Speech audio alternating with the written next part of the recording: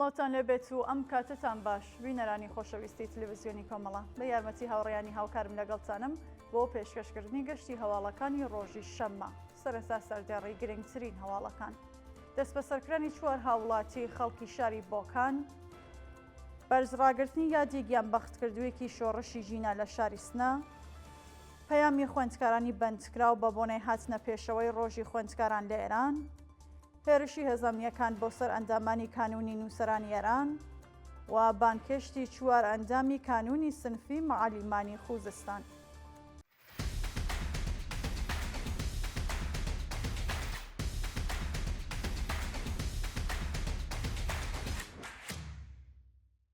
دەست بە سەرکردنی چوار هاوڵاتی خەڵکی شاری بۆکان ڕۆژی هەینی چواردێ سەرماوەزی 1404 هەتاوی چوار هاوڵاتی خەڵکی شاری بۆکان لەلایەن هێزەمنیەکانی ڕژیمەوە دەست بەسەر و هێشتا چارەنووسیان دیار نییە.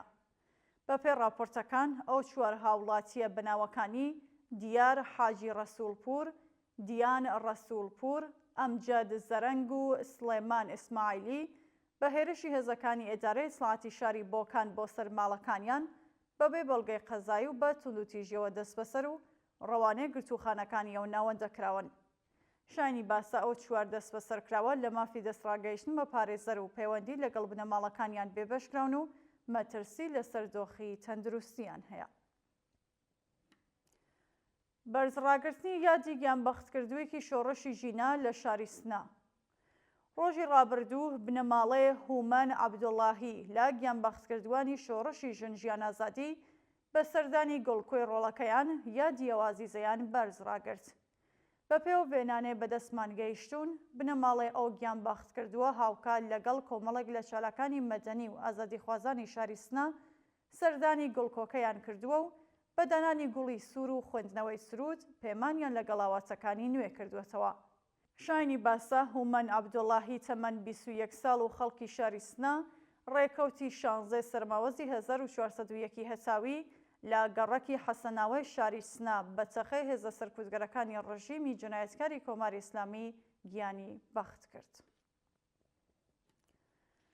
درێژکردنەوەی ماوەی بەندکرانی هاوڵاتیەکی خەڵکی شاری پیرانشار بەپێی راپۆرتی ڕێکخراوەکانی مافی مرۆڤ ڕەحیم ڕەحمانی چالاکی مەدەنی و ژینگەپارێزی خەڵکی شاری پیرانشار سەرەڕای تێپەڕبوونی 36 ڕۆژ لە دەست بەسەرکرانی هێشتا چارەنووسی دیار نییە و ماوەی بەندکرانەکەی لەلایەن دەستگای قەزای ڕژیمەوە درێژکراوەتەوە. بەپێی ئەو راپۆرتانە ناوبراو ڕۆژی پێنجشەممە 8 سەرماوەزی ئەمساڵ هاوکات لەگەڵ هاوڵاتیەکی دیکە بە ناوی ڕەئوف فەڕۆخی بە هێرشی دڕندانەی هێزەکانی ڕژیمی کۆماری ئیسلامی بۆ سەر ماڵەکانیان و شکاندنی دەرگا و پەنجەرەی ماڵەکانیان دەست بەسەر و ڕەوانەی گرتوخانەکانی ئیسلاحاتی سوپا کراون. بە وتەی سەرچاوەکانی هەواڵ دۆخی تەندروستی و دەرونی ئەو هاوڵاتیانە لە گرتوخانەکانی ڕژیمدا لە خراپیدایە و لەژێر سەختترین ئەشکەنجەدان. بەڕێوەچوونی ڕێوەسمی ئەسپەردەکرانی عەلی ئیسحاق لە شاری کەرەج ڕۆژی ڕابردوو ڕێوەسمی ئەسپەردەکردنی تەرمی عەلی ئیسحاق چالاکی کرێکاری و بزوسنەوەی چەپ لە ئێران لەلایەن کۆمەڵێک لە چالاکوانان و بنەماڵی ئەو ئازیزە بەڕێوەچوو. ناوبراو لەدایکبووی ساڵی 1328 هەتاوی لە گەڕەکی خانیابادی شاری تارانە و بۆ ماوەی زیاتر لە 23 ساڵ بەهۆی چالاکیەکانی بەمبەستی وەدیهێنانی جیهانێکی باشتر بۆ چینی کرێکار و ستەملێکراوان لە زیندانەکانی ڕژیمی کۆماری ئیسلامیدا تێپەڕی بوو. ئەو چالاکوانە ڕۆژی پێنجشەممە 13 سەرماوەز بەهۆی جەڵتەی دڵ لە کاتی ئەنجامدانی نەشتەرگەری مەعدە گیانی بەخت کرد. پەیامی خوێندکارانی بەندکراو بە بۆنەی هاتنە پێشەوەی ڕۆژی خوێندکاران لە ئێران ڕۆژی ڕابردوو هاوکات لەگەڵ هاتنە پێشەوەی ڕۆژی خوێندکاران لە ئێران ئەمیر حسێن مۆرادی و عەلی یونسی دوو خوێندکاری بەندکراو لە زیندانەکانی ڕژیمی کۆماری ئیسلامی چەند پەیامێکیان ئاراستەی خوێندکاران و کۆمەڵگەیەران کرد. بەپێی راپۆرتەکان ئەو دوو بەندکراوە لە نامەکانیاندا ئاماژەیان بەوە کردووە 16 سەرماوەز هێمای خۆڕاگری و مقاومەتی خەڵک و جوانانی ستەملێکراوی ئێرانە و جەختیان لەسەرەوە کردووەتەوە کە گوشاری ڕژیمی کۆماری ئیسلامی بۆ سەر خوێندکاران و دەست بەسەرکرانیان نەک تەنیا هیوای ئازادی لە دڵیاندا ناکوژێت بەڵکو بەهێزتری دەکات. لە بەردەوامی نامەکاندا جەخت لەسەرەوە کراوەتەوەکە دەست بە سەرکرانی ئەحسان فەریدی و خۆکوژی ئەحمەد بالدی نمونەیە گوشارەکانی ڕژیم لەسەر خوێندکارانە و پێویستە کۆمەڵگەی ئێران لە ئاستەمی کۆماری ئیسلامیدا بێدەنگ ڕانەوەستێت. هێرشی هێزەمیەکان بۆ سەرئەنجامانی کانونی نووسەرانی ئێران. ڕۆژی هەینی 14 سەرماواز هێزەمیەکانی ڕژیمی کۆماری ئیسلامی هێرشیان کردە سەر ئەندامانی کانونی نووسەرانی ئێران و هەڕەشەیان لێکردن. بەپێ سەرچاوای ئاگادارەکان ڕۆژی ڕابردوو کاتێک ئەندامانی کانونی نووسەرانی ئێران بەمبەستی ڕێزگرتن لە یادی محەممەد موختاری و محەممەد جعفەر پویەندە کۆبوونەوە لەلایەن هێزەکانی ئیدارەی ئیسلاحاتی ڕژیمەوە هێرشکراوەتە سەریان و تەنانەت ئەو هێزانە دەستیان بەسەر کۆمەڵێک لە کەلوپەلە شەخسیەکانی سارا زارعی لە ئەندامانی ئەو کانونەدا گرتووە.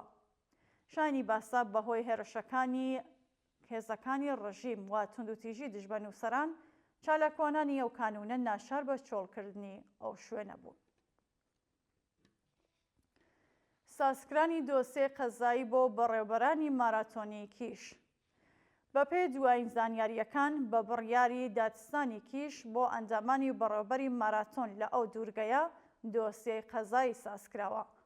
بە وتەی سەرچاوەکانی هەواڵ ئەو ماراتۆنە بەبێ بڕیاری ڕێکخراوە دەوڵەتیەکانی ڕژیمی کۆماری ئیسلامی بەڕێوە چووە و لەلایەن دادستانی ئەو شارە بە تۆمەتی پێشێلکردنی یاساگشتیەکانی ئیسلام دۆسیەیان بۆ سازکراوە. شانی باسا بەرپرسانی ڕژیمی کۆماری ئیسلامی جەختیان لەسەر ئەوە کردووەتەوەکە پێویستە بەڕێوەبەرانی ئەو ماراتۆنە بە سەختترین شێوە سزا بدرێن تاکو جارێکی دیکە مراسمێکی بەو شێوەیە بەڕێوە نەچێت. بڵاوکردنەوەی تراکت لە شاری تاران بەهۆی هاتنە پێشەوەی ڕۆژی خوێندکاران. ڕۆژی ڕابردوو هاوکات لەگەڵ هاتنە پێشەوەی ڕۆژی خوێندکاران لە ئێران لە شەقامەکانی دەوروبەری زانکۆی تاران بەدەیان تراکت بڵاوکراوەتەوە.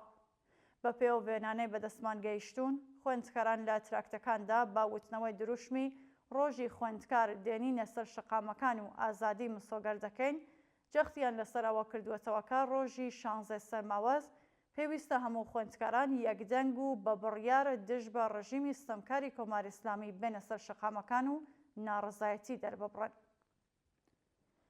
دووە هەواڵ بانکشتی 4 ئەندامی کانونی سنفی معەلیمانی خوزستان.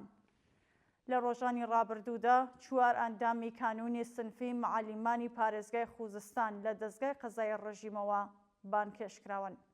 بەپێی راپۆرتەکان ئەو 4 چالاکوانە بناوەکانی کەوکەب بۆداغی پێگە، پیرۆزنامی، عەلی کوروشات و سادق چەهرازی بەهۆی چالاکیە سنفیەکانیان بە تۆمەتی تەبلیغ دژ بە ڕژیم و هەڵدان بۆ تێکدانی ئەمنیەتی وڵات سەرجەم حوکمی 6 ساڵ زیندانی تەعەزیریان بەسەردا سەپێندراوە. بینەرانی خۆشەویست هەواڵەکانتان پێشکەشکرا هەر شاد و ئاسوودە بن.